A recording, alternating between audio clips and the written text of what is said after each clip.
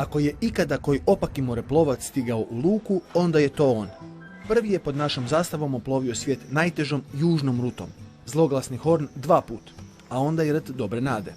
Od 2018. do 2020. na legendarnoj jedrilici Hir 3 preplovio je 39.000 milja i tako se upisao u nautičarsku povijest Hrvatske.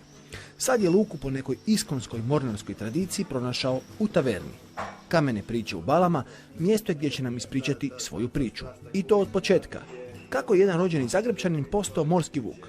Niko od mojih bližnjih predaka, rodbine nije imao nikakvu barku, brod, ništa. Ali prvi put kad sam bio na jedrenju mi se svidjelo i onda sam, što sam više učio i znao o tome, to mi se više sviđalo. Opojna je droga to more, još je davno napisao Joža Horvat. Saša je zbog mora ostavio studij građevine. Kao pravi ovisnik samo je tražio načine kako da što više bude na brodu. Polako se u njemu rađala ideja. Horn, to je jedriličarski Mont Everest, bio preveliki izazov. I više nisam ničem drugom ne razmišljao, nego to je bio izazov koji treba probat. Partnerica u tom podvigu bit će mu legendarna jedrilica Hir 3, koja je već oplovila svijet s Mladenom Šutejom. Ona je stradala u bombardiranju Dubrovnika 1991. Prodana je u Istru i tu je trunula. Novi vlasnik je, nažalost, napustio brod i ja se jedan dan sasvim slučajno u Vrsaru, kad sam šetao, prepoznao brod, makar više nije imao nikakvih oznaka, ali bilo je jasno o kom brodu se radi i bilo je jasno da je napušten.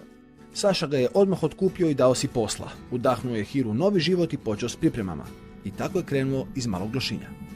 Ja sam mislio da sam to relativno dobro isplanirao i plan je dobro funkcionirao negdje do pola Atlantika. Kad nismo prvi put doživjeli neku ozbiljnu havariju i onda je zapravo plan potpuno propao. Slomila mu se prednja pripona nasred Atlantika. Tada je prvi puta pomislio odustati. Ali opet izazov je bio preveliki, znao sam da neću moći živjeti sa sobom ako se vratim i da treba nastaviti. I onda je u biti bilo dan po dan smo išli i koji uvijek na brodu improvizacija se pokazala najvažnijom. Plovio je od Južne Afrike do Australije, pa preko Novog Zelanda i Fidžija do Čilea i onda oko rta Horn. Imali smo nevjerojatnu sreću da se poklopilo da smo došli na sam Horn prvo po danu, drugo da su bili takvi uvjeti da je baš malo se smanjio vjetar, da smo mogli prići relativno blizu i uslikat se i nazdraviti sa rtom u pozadini. No zato se Atlantik pokazao opasnim. Bio je jedan taj val za koje mogo nam je biti posljednji, ali eto, brod se sam vratio u početni položaj i dobro, napravio je veliki nered, ali uspjeli smo nekako doći do Argentine i nastaviti dalje. Anegdote koje je doživio teško mogu stati u jednu reportažu.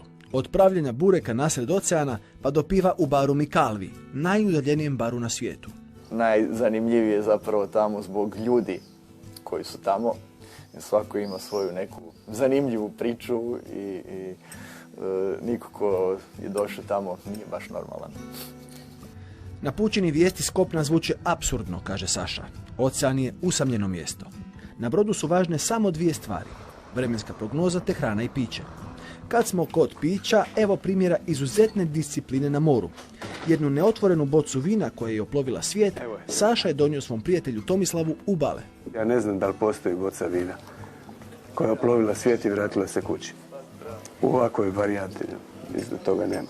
Ovo što je Saša napravio je ravno, ne znam, čudu. Sa tim Hirom 3, tako opremljenim brodom, otići na takvu rutu, mislim da je to ne mogu reći van pameti, ali van svih kategorija. I ako se to trpa u nekakve sportske aktivnosti, onda mislim da je to definitivno najjača igra koju je odigrana pod našom zastavom. Hir 3 danas ima novog vlasnika, a Saša kaže da će na pučinu možda ponovo, ali ovog puta nekom lakšom rutom. More zove. A more je misterija, život. To je to.